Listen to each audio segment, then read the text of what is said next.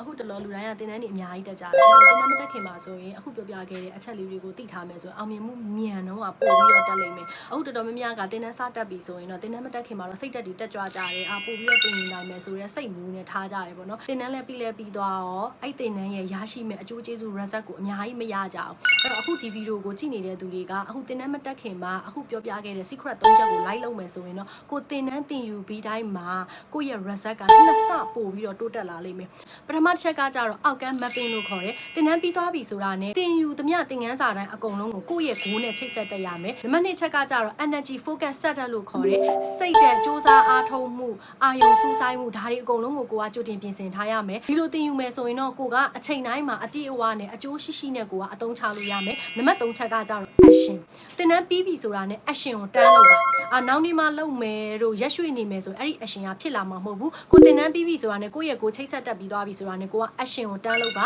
အခုပြပြခဲ့တဲ့အချက်3ချက်ကိုဒါကိုလုပ်မယ်ဆိုရင်တင်တန်းတစ်ခုကိုတင်ယူပြီးတိုင်းမှာကိုကအောင်မြင်မှုနှစ်ဆပို့ပြီးတော့မြင့်တက်စေမှာဖြစ်ပါတယ်ကျေးဇူးတင်ပါတယ်